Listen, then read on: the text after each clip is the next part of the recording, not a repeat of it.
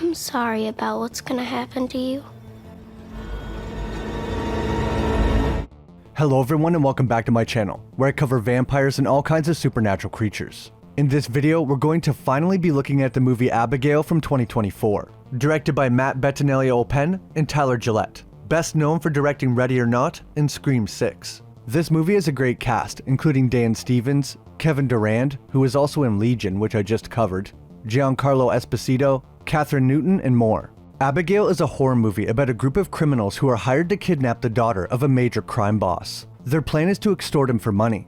However, when they have to stay the night in this old mansion, a simple job turns into something much more sinister. Let's take a look at who Abigail is, her mysterious father, this old mansion, the curse, and more. If you enjoy videos about supernatural creatures, leave a like and subscribe for new videos every week.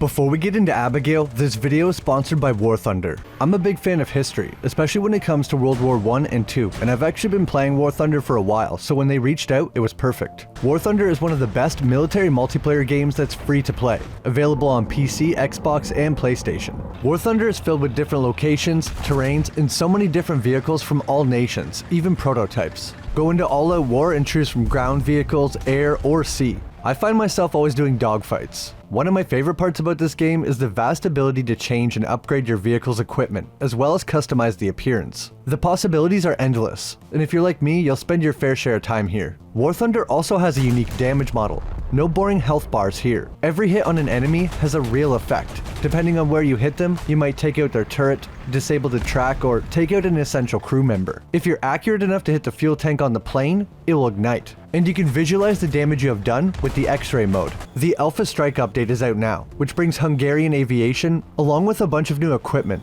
modern and classic. There's also a new map, North Holland, which I can't wait to try out. Fight in the red light district, or drive through the mall. If you've been wanting to try War Thunder, now is the time. Download the game for free using the link in the description below. All new players and those who haven't played War Thunder for half a year or more will receive some special bonuses. Rentals for the P-40E1 aircraft and M4 tank for a week long with free unique skins for them. A special decorator, Eagle of Valor, 100,000 silver lions, 3 premium vehicles for free, a week of premium account, and even more gifts. The American vehicle bonus season will end soon, so make sure you get it now. Thanks again to War Thunder for sponsoring the video.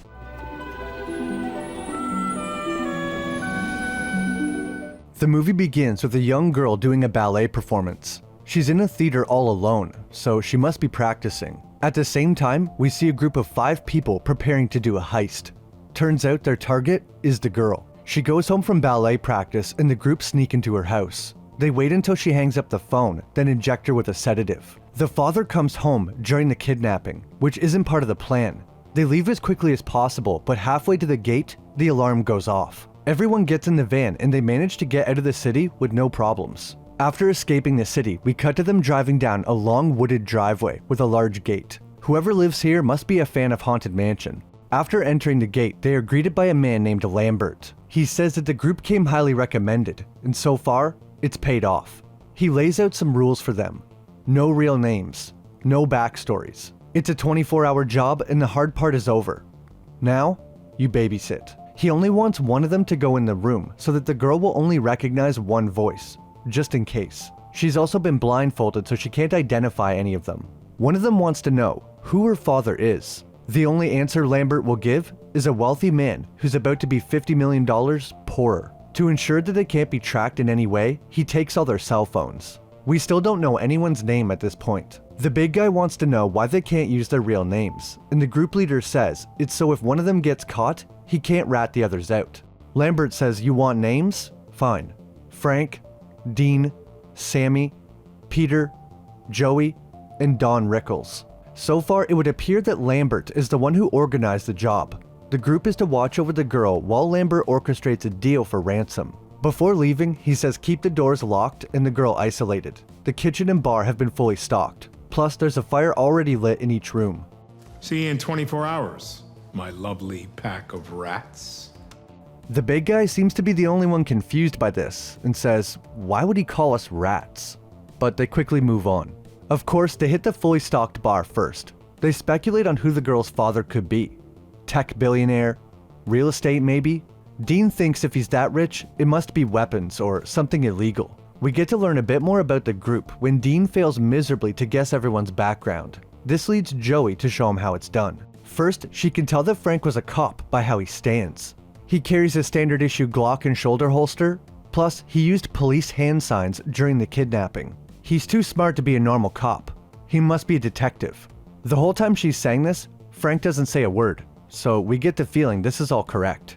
Peter was muscle for a criminal organization in Quebec. Sammy is their computer whiz. She started by stealing money from her rich parents. The only thing Joey says about Rickles is Semper Fi, and that's letting him off easy apparently. My guess is he was in the military and dishonorably discharged for some reason, or did something he's ashamed of. As for Dean, he's the best wheelman in town, and she agrees with that, but says he's got some loose wiring, and he's not professional. Joey walks away to check on the child, and Frank can't help himself. He says, "And you're a junkie. Cop knows a junkie. Your little candy affectation, long sleeves. Why you won't have a drink with us? Is this going to be a problem?" Joey quickly responds no, and walks away to check on the girl. This time when Joey enters the room, the sedative is worn off and Abigail is awake. She's confused and doesn't know where she is. The blindfold is too tight and her arms hurt, so Joey takes them off. Abigail is quite upset and asks if they're going to hurt her, and Joey says no and goes a step further to pinky promise that she won't let anyone hurt her. As long as her dad gives them the money they want, everything will be fine. Abigail asks if Joey has any kids, and she says a boy. Abigail wants to know more about him, but it seems like Joey really doesn't know much. This makes me think that either she can't see him anymore, or maybe he's passed away. Joey seemed to get very touchy when Abigail brought up the subject of her son. Abigail goes on to say that her dad thought he wanted a child, but he just lost interest. "You've made a mistake. He doesn't care about me." Joey says she's gonna leave her alone now and stands back up to go downstairs. But just before leaving, Abigail says one last thing. I'm sorry about what's gonna happen to you. Well, that was definitely kinda weird. She went from hysterically crying to being kinda scary. Back downstairs, Peter is purposely losing a game of quarters so that he can drink the entire bottle of liquor. Joey goes back to the bar and is reasonably a little more worried now. She asks if Frank, the leader of the group, knows who the girl's father is. He admits that he doesn't know and doesn't care. Joey, on the other hand, is worried that Abigail's father might be extremely dangerous, and that's why she said, "I'm sorry about what's gonna happen to you." She doesn't scare easily, so she pays attention when it happens. Frank tries to play it off cool, but we can see this has him a little worried. Shortly after, Frank goes upstairs into Abigail's room without his mask. Joey forgot to tell him that she took the blindfold off. He freaks out and pulls his jacket over his face saying, "Look away, don't look at me. Did you see my face?" He pulls his gun out and repeats, "Did you see my face? Don't lie to me." Abigail begins to cry and says, "No, I didn't." He says, "What color are my eyes?" And Abigail cries, "I don't know." Frank takes this chance to ask who her father is, and his name is Christophe Lazar. Frank immediately reacts, and we can tell he knows who this is. Next, he calmly walks downstairs, picks up his coat, and says, "I'm out. Cut up my share however you want." Whoa, whoa, whoa. Frank is the leader of the group, and now he's just bailing? Joey demands he tells them what's going on at least before he just leaves. He tells them the girl's father is Christophe Lazar. Some other people in the group clearly know who he is because they have the same reaction that Frank did. Dean says, "Don't worry, that's just an urban legend." But Frank says, "It's no urban legend. He's very real. Believe me." Christophe Lazar is a crime boss, and he controls a lot more than just crime, whatever that means. Sammy doesn't know who Lazar is, but suggests they try to give the girl back. Frank says that should be easy. "Here's your daughter back, Mr. Antichrist. We're sorry. Maybe let's play around a golf sometime." What does he mean by Antichrist? I'm getting the feeling this guy's a mix of a crime boss and Anton LaVey. Frank also breaks the news that he accidentally walked into the room and the girl's seen his face. They contemplate if the job is worth it now that they know the risk. We finally learn how much they're being paid. $7 million each. After thinking about it, they calm down and decide they will finish the job.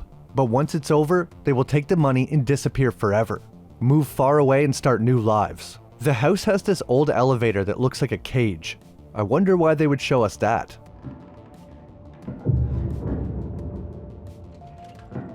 Joey is searching through the house and hears a loud banging. She makes her way into a large room filled with books. The noise is coming from this window cover that is stuck. This mansion seems very ornate and old. I think this is the library, and in there is a large statue of someone standing next to a small girl. I wonder.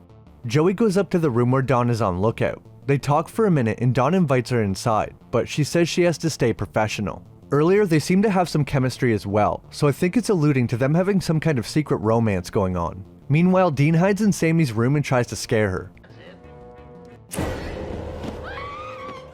He thought maybe they would hang out, but she throws him out of her room. This leads Dean to go on a little adventure through the mansion. First, he finds a sleeping Peter and draws something on his face.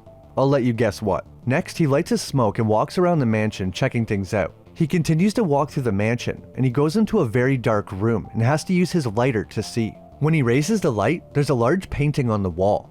First, we see the mansion with bats or strange creatures flying in the sky. As he moves the lighter, he comes across what looks to be a woman wearing the same hat as the statue in the library, and a young girl that looks very similar to Abigail. This creeps Dean out, but I don't think he truly realizes what's going on. Next, he goes down into the kitchen.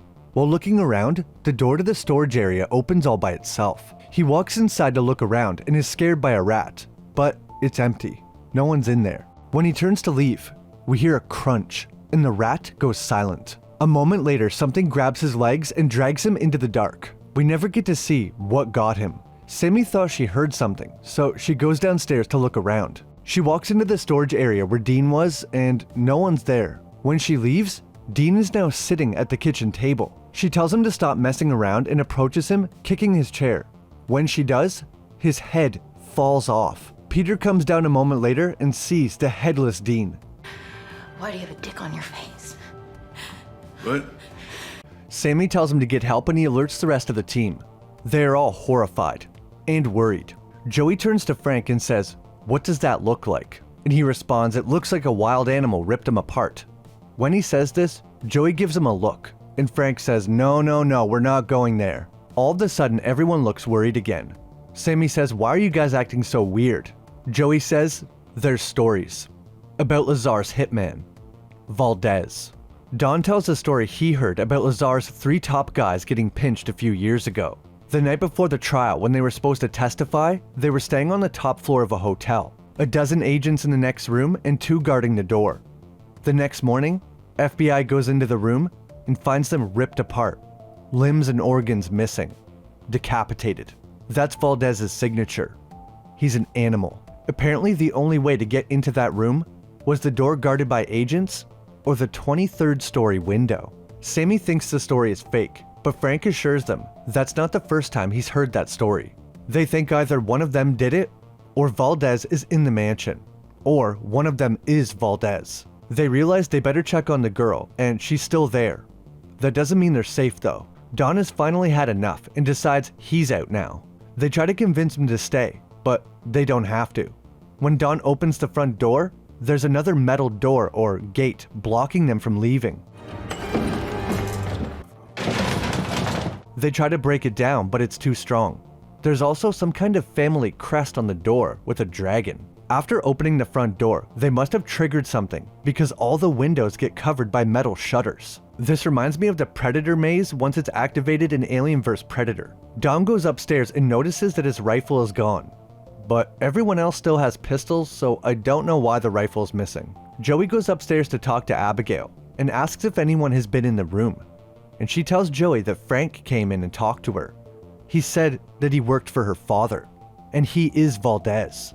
Joey goes outside and informs Dawn that Frank is Valdez, but something doesn't add up. The two agree to work together to get out. They are the only two with military experience, so they're pretty confident. Joey needs to make it home for her kid. Unfortunately, Dawn only makes it about 10 feet before he's brutally murdered. He's standing in a funny position and making weird noises, so Joey approaches him, and once again, it looks like a wild animal attack. She now goes downstairs to confront Frank and holds him at gunpoint. She accuses him of being Valdez, and I love this little trick he pulls here. Don't do it, Peter. Frank says, "You don't sound very calm right now, Miss Paranoid, so forgive me for the precaution." He denies being Valdez, but admits to being quite impressed that the little girl could successfully make them turn on each other. Things are going to have to get physical now. Frank tells Peter to kill Abigail and he begins walking toward her room. Joey and Frank continue their standoff, but eventually she has no choice but to let Frank go and stop Peter. He was right about to shoot Abigail and Joey stops him just in time. This leads everyone to having a standoff in Abigail's room. I guess they don't care about masks anymore. While they're all arguing, Sammy looks over to the bed and sees Abigail easily slip the handcuffs right off. Sammy is saying, "Guys? Guys?" But no one is paying attention. Finally, she gets their attention by yelling. They turn to see Abigail now standing on the bed doing what looks like a ballet move. This startles Frank. How the hell did she get out of the handcuffs? Abigail lowers her head into her arms and remains still for a moment, then unveils her true form. She sounds like some kind of animal, has a full mouth of sharp teeth and bright blue eyes. She jumps on Peter's back and tries to bite him. Luckily, Frank hits a headshot just in time and she falls to the floor. Peter makes sure that he isn't bitten, and before they can even think, Abigail comes back to life. She wipes the blood from her forehead and the bullet wound is completely gone. Abigail lets out another shriek and lunges for them, but they slam the bedroom door and lock it. There's no way that'll hold for long. Everyone goes downstairs to regroup and talk about what just happened. They kidnapped a vampire, a ballerina vampire. Peter is still worried if Valdez is in the house, but obviously, Abigail is Valdez. She is the hitman for her father. That explains why it always looked like an animal attack, and how she got to that 23rd story window. These vampires must be able to fly. Everything is starting to add up now. If Abigail is a vampire, she's probably a lot older than she looks. That would explain the statue in the library and the painting on the wall. This is her house. They need to find a way out, but Frank already tried. The doors all have magnetically sealed locks and the window shutters are 2 inches thick of steel. Sammy might be able to hack the locks, but she has no equipment, so they would need to find a control room or something for her to use. Joey says to the group, "Okay, what do we know about vampires?" Sammy says, "Well, what are we talking about? Like Anne Rice, True Blood, Twilight, very different kind of vampires." Everyone except Peter starts listing things off. They feed on blood. They can turn others into vampires, turn into bats, mind control, they don't have a reflection. Okay, but how do we kill a vampire? Garlic, stake through the heart, crucifixes, holy water, and of course daylight. Frank points out, "Oh, that's great, but it's 3:30 in the morning, so no sunlight for now." He gives Peter the job of sharpening the pool cues into stakes. Sammy was supposed to get garlic from the kitchen, but brings back onions instead. Frank wants to tool up and kill the girl. Joey knows that's a bad idea. Frank said it himself. The girl is smart. She's been manipulating them from the start. Plus, they don't even know if any of this stuff will work. Not to mention, if they kill the girl, they will have nothing left to bargain with to Lazar. Frank decides they're going to do it his way, and if Joey wants to sit out, that's fine. They get their stakes and go up to the bedroom. When they rush in, the room is empty. Just then, they hear music coming from another part of the house. They follow the music and rush into that room. Abigail is there, and she's dancing with Dean's dead body, hoisting it around like a puppet. When Abigail sees them, she tries to sound innocent again, saying, "What's happening? Let's just talk." But as soon as they start moving toward her, she goes full vampire. Abigail is able to overpower everyone, sending Frank flying across the room with one hit. She smells what I think is the garlic, and it does nothing. Next, she pins Peter to the ground and grabs his cross necklace. Well, I guess these vampires aren't weak to crosses either. Abigail holds the cross like a knife and begins stabbing Peter over and over. Frank tries to stake her from behind, but she turns around and grabs the stake mid-swing, like she's seen it coming. Then she uses it to stab Frank in the leg. The three of them retreat from the room, beat and wounded. As they close the door, Abigail just stares at them with a sinister smile. Oh, Christ! Upon returning downstairs, Joey has her "I told you so" moment. She asks why Abigail didn't kill them, and Frank says she's toying with us. The stake only worked on Frank's leg. She grabbed the crucifix and used it on Peter like a pincushion, and the garlic did nothing. Joey finally lets them in on her idea, the sedative. When they used it the first time, she was unconscious. Frank is afraid that she was only pretending, but Joey assures him that she checked Abigail's heartbeat, and she was definitely out. So their plan now is to get close enough to her to inject her with the sedative. They're gonna split up, and whoever finds Abigail first alerts Joey. Then she comes running with the sedative. If I ever write a horror movie, nobody is splitting up, because who in the world would split up in this situation? Anyway, everyone is looking around the mansion, except Peter. There's no vampires here. Not that I'm actually looking. Channel's still open, dickface. Sammy finds something that looks like a coffin and approaches it slowly. When she swings it open, it's just a storage container. She continues to look around the basement when her comms start to cut out. She pauses for a moment and a bat flies out of the darkness. This scares Sammy, causing her to run through a nearby door and fall into a pool full of bodies. Just a moment ago, we seen that Dean's body was gone now. So I wonder if this bat really was Abigail and she was just down there putting Dean's body in the pool. This pool full of bodies also shows us that this group isn't the first to be trapped in the mansion. Peter! I got a splinter.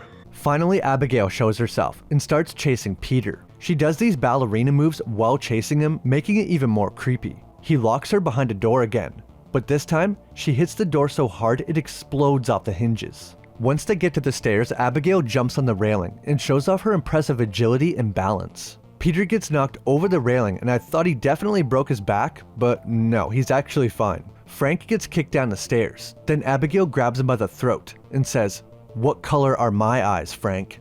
Get it? Like before when he pointed the gun at her. I thought that was a pretty cool little callback. What color are my eyes, Frank?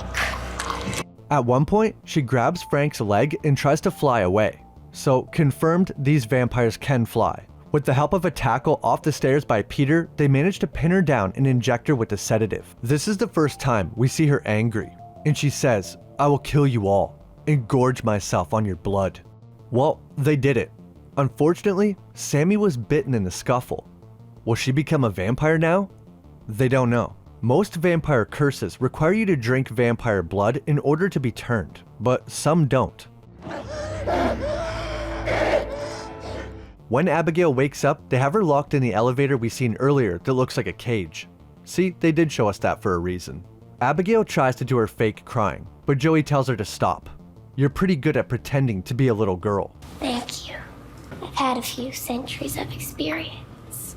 That makes her at least 200 years old, possibly older. That also means these vampires are similar to Anne Rice vampires in that once you are turned, you are stuck at that age forever. Abigail reveals she planned the whole thing. There was never any money. Lambert works for her. The group doesn't want to hurt her, they just want to know how to get out. But Abigail has no intention of telling them. Not only that, she reveals all their real identities.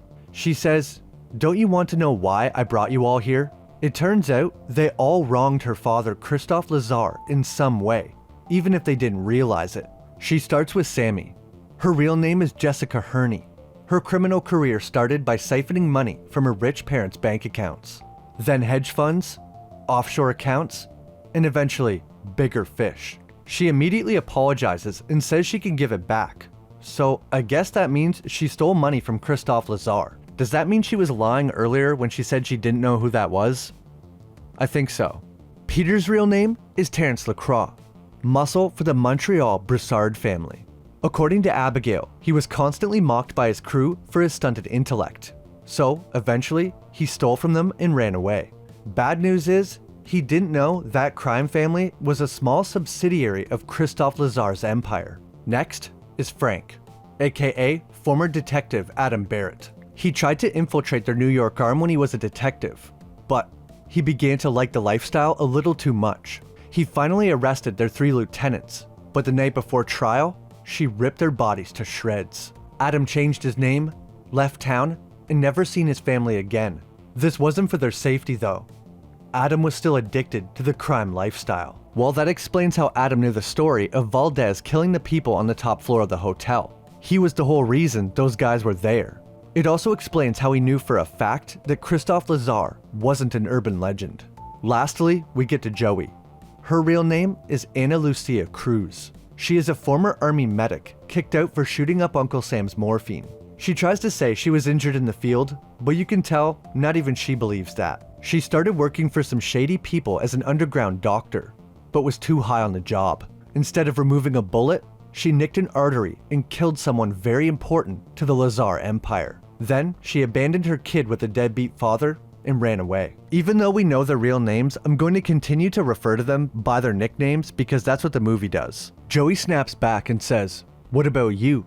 When you said your father lost interest, you weren't lying. How many of your father's enemies do you have to kill before he loves you again?" By the look on Abigail's face, this must be at least partially true. Since Abigail's father is still alive, and she's apparently a few centuries old, then her father would also have to be a vampire. Frank says, if it's about revenge, why don't you just kill us? But Joey knows it's not about revenge. It's just some sick game being played by an immortal child. Abigail once again tries to get the group to turn on each other by offering the way out to whoever opens the cage. We get the impression that Peter is kinda slow, and he is tempted by the deal and starts walking toward the cage. Abigail continues to encourage him, and Joey is forced to shoot.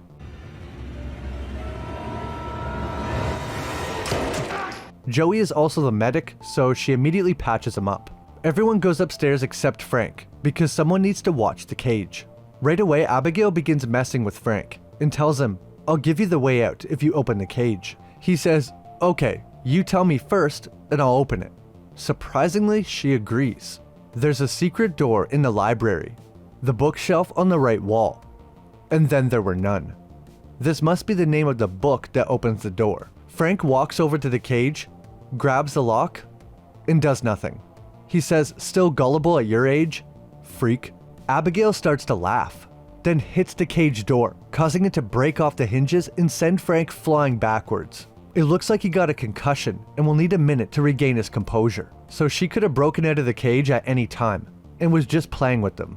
Abigail's about to bite Frank when Joey breaks a hole in the wall, allowing sunlight to come through. When the light hits Abigail, her arm explodes and she shrieks in pain. This allows them to run away, but they can see Abigail's arm is already healing. Okay, so these vampires have Deadpool-style healing. They can take gunshots to the head and regrow limbs. They retreat back into the library, the only room with sunlight. Jessica is afraid to go into the sunlight, but it's fine. Looks like she isn't turning into a vampire. Frank looks for the secret door Abigail told him about. Bookshelf on the right side, and then there were none. And it doesn't work. I guess it was worth a try. Joey's seen that Abigail was already healing. She is going to wait until nightfall and then attack. She tries to break through the wall to get outside, but it's no use. She's also out of candy, which is adding to the stress. We learned earlier she uses the candy as a way to distract herself from her addiction. Sammy has an idea that if they can find the main power and short it out, it should reset the system and open the doors. They break into two groups and start searching the mansion. Finally, something is happening to Sammy. She begins to hear Abigail's voice in her head saying, "Jessica." Then the bite on her arm heals instantly. She knows what's happening and tries to alert Peter, but she can't. It's like something won't let her. Abigail's voice echoes through her head again. Jessica, you're mine. When Peter turns around, Sammy is gone. She surprises him from the shadows and bites his neck, ripping off a chunk of flesh. We can see that Abigail is basically using Sammy like a puppet. She says that Peter drinks too much, so vampires must be able to taste the alcohol in blood, but this doesn't seem to have any effect. Peter tries to beg for Sammy to stop, but she leans down and says, "Sammy's not here," then finishes him off. After Peter is dead, Abigail starts dancing while puppeteering Sammy. The light is peeking between the boards, causing her skin to smoke slightly. Catherine Newton does a great job in this scene of really looking like she's being controlled. Eventually the others come looking and find Sammy standing by Peter's dead body. At first, she keeps her back turned so they can't tell she's a vampire, but as soon as she turns around, they run. They make it back to the library and thankfully the sun is still up and they stand in the rays. Abigail is speaking through Sammy and says, "I've always hated this room. This is where my father turned me." This confirms two things. First, this is indeed Abigail's house, if the painting and statue wasn't evidence enough. Secondly, it confirms that her father is a vampire. Sammy then runs toward them, but Joey picks up the serving tray and uses it to reflect the sun. This causes Sammy to explode into mist. These vampires are extremely sensitive to sunlight. I've seen vampires burst into flames and explode from being staked, but I don't know if I've seen a vampire explode from sunlight. After Sammy is dead, a secret door opens in the library. Okay, so there actually was a secret door, just not where she said it was. They walk through the door and down a hallway to a small room. A control room. There's cameras watching the house and a button that locks it down. Also inside this room is Lambert. Backstabbing son of a... You're one of them! He's one of them! He brought Frank down here to offer him a deal. He explains that Abigail turned him 2 years ago. She found out that Lambert helped Frank back in New York and threatened his family. Now all he does is bring Lazar's enemies here so she can play her hunting game. So Frank and Lambert have worked together in the past. But now, Lambert is done. He wants Frank's help to kill Abigail and her father. Then they can take over the whole thing. Help me take her, and you can have anything. We all need a little upgrade. He offers to turn Frank into a vampire, but Frank doesn't want to be a puppet like Sammy. He says, oh no, you'll get the full treatment. Complete autonomy, like me. Frank thinks about it for a few seconds and agrees. Lambert knocks out Joey, then bites Frank. The difference here is that he doesn't just bite him. Lambert also lets Frank drink some of his vampire blood. This is how you become a full vampire, not just a puppet like Sammy was. After being bitten, Frank's body starts to rumble and he collapses. He throws up what looks like most of his blood, and just a few moments later, he stands up. Lambert tells him Joey can be his first victim. Instead, Frank stabs Lambert through the heart and he explodes just like Sammy. These vampires are like balloons. It took Sammy almost 24 hours to fully change, but it only took Frank a few minutes. I guess when you become a full vampire, the process is sped up. I was hoping he would be like a good vampire, but no. He immediately switches sides and starts trying to kill Joey. I don't know that the vampire curse makes you evil. It might be more like it brings out someone's true intentions. Before he can kill Joey, we hear Abigail whistling, walking down the hallway. She is whistling the same song she kills to, a famous ballet composition called Swan Lake, created in 1875. Maybe more interesting is that this song was used as the main theme for the 1931 Dracula. I wonder if the movie is trying to tell us something. Abigail enters the room and asks Frank if Lambert told him they can take it all. So she knew that Lambert was planning to overthrow her. Seems like a bad idea to let him be in control of the mansion then. Frank is standing with his back turned, so I don't think Abigail knows that he's a vampire yet. When she tries to approach, Frank grabs her and bites her. Even though Abigail is much older, I guess they don't get stronger with age. Or maybe it's because Abigail is so small. He almost drains her completely and leaves her unconscious. While that was happening, Joey grabbed her phone, unlocked the mansion, and went into the hallway. She uses this moment to call her son, but she gets the answering machine and leaves him a message. Now that Frank is done with Abigail, he comes after Joey, throwing her back into the library, then all the way up onto the second floor. He beats Joey up some more and says that he plans to make her into his puppet, then make her kill her own son. He holds Joey by the neck over the second floor and throws her. This is when Abigail returns, and in a twist of fate, saves Joey and pleads for her help. Abigail says she can't defeat him on her own, and I'm guessing this is because she's now weakened. If Joey can help kill Frank, she will be allowed to leave the mansion and go back to her son. When she offered Frank the deal, I knew she was lying, but this time she seems honest. I mean, she has no choice or she'll die. Even with both of them fighting together, they're still having a hard time against Frank. I guess this guy's just a naturally good vampire. He pins Joey to the wall with a fire poker and bites Abigail again.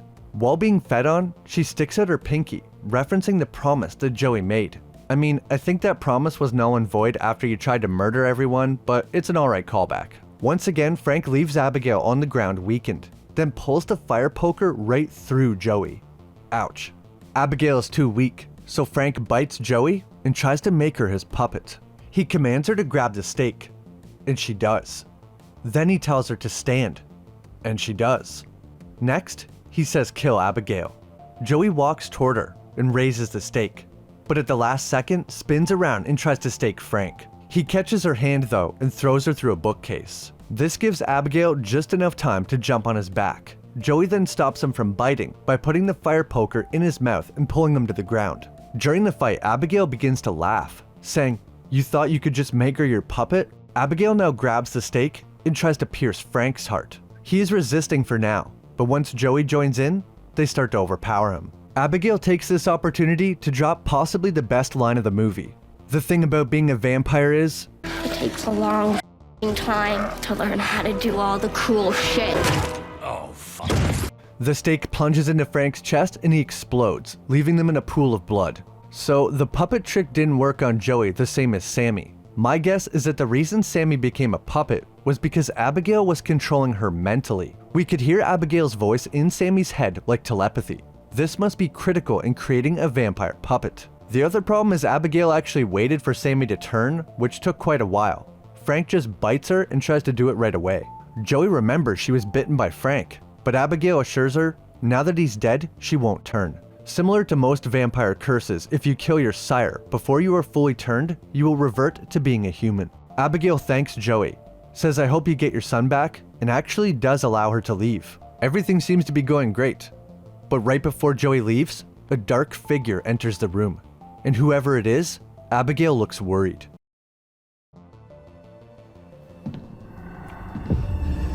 He is very imposing. Gray skin, razor-sharp teeth, dressed in a long black coat. Joey is terrified, only able to say, Lazar.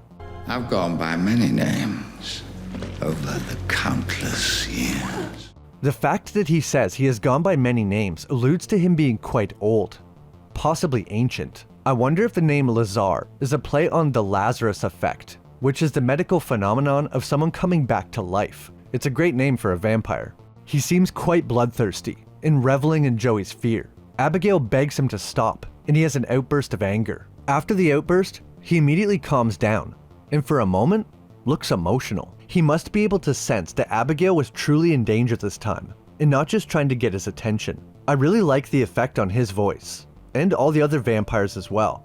It's subtle, but it takes on this more guttural tone. When her father yells, there's also some kind of high-pitched noise layered underneath, like a screech of some kind. It's a great effect. I hate when vampire shows or movies just use a straight-up lion's roar or other animal sounds. It's weird, and it takes me right out of it. I also hate when vampires hiss like a cat. These vampires are portrayed very strong and unpredictable, making them scary. It gives them an uneasy presence, like they could kill you at any moment, especially Abigail's father. After listening to Abigail's pleas, he introduces himself to Joey. He kisses her hand that's covered in blood, and upon tasting it, has to restrain himself. He says, I think you should leave. It's getting awfully close to dinner time. Abigail says goodbye to Joey, and she's allowed to exit the mansion. She also said, I'll see you around, and that doesn't sound good. Joey gets in the vehicle, and before driving away, finds one last piece of candy. There's still a few mysteries left about this movie. I think the most interesting question is Lazar's identity. He said that he has gone by many names over the years. My theory is that Lazar could be Dracula. If Abigail is a minimum of 200 years old, then Lazar could be ancient for all we know. If we go by Bram Stoker's idea that Dracula is Vlad the Impaler, then he would be around 500 years old, definitely within reach of Lazar. There's also the song Swan Lake that Abigail listens to and was a theme for a Dracula movie. The one other piece of evidence I found was this symbol on the front gate. It appears to be a dragon. Dracula and his father were known to be members in the Order of the Dragon. Could be just a coincidence, but I don't think so. The other mystery that has me scratching my head is who the mysterious person is in the painting and the statue. It's definitely the same person, because they're wearing the same hat. If I had to guess, I would say it's Abigail's mother. She must be human, because Abigail was born human. We know this because she admits that she was turned in the library. It's possible Abigail's mother decided to stay human and eventually passes from old age. Clearly Lazar cared for her though, enough to have her immortalized in a painting and this big statue. I'm surprised that the statue or this woman isn't at least referenced once. But it was probably better to keep the story more streamlined. I'm also curious about what those things were flying around the house in the painting.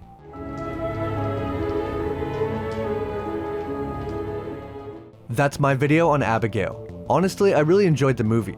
There was enough action, scares, and mystery spread throughout the movie to keep me invested start to finish. not to mention good actors, no over-the-top effects, and great music selection. I forgot to mention the rock song she dances to is Blood and Tears by Danzig. If you go to the song on YouTube now, it's just flooded with comments about Abigail. I think the standouts in the movie, or at least my favorites, were definitely Abigail, Frank, and Joey. I was really impressed with Alicia Weir as Abigail. I think she portrayed a great vampire. Whether she was angry, crying, or reveling in the group being tortured, I believed it. As for Abigail's dad being Dracula, I think it's pretty obvious. Apparently the movie was even shot under the codename Dracula's Daughter, although that could be just to throw us off. Let me know what you guys think. Is Christophe Lazar Dracula? Anyway, if I had to rate this movie, I would probably give it a 7.5 out of 10. If you haven't seen it and you're a fan of this channel, I would 100% recommend it. I'm sorry I can't remember who it was, but somebody pointed out on Reddit that there's an Easter egg in the mansion. There's a portrait of Tony LaDomas, a character from the movie Ready or Not, which was directed by the same people. I'm pretty sure they also confirmed that the two movies take place in the same universe. Some of the people in Ready or Not explode just like the vampires in Abigail, and both may have something to do with the sun. The connection between these movies might be deeper than we know. I love when directors put Easter eggs like that in their movies.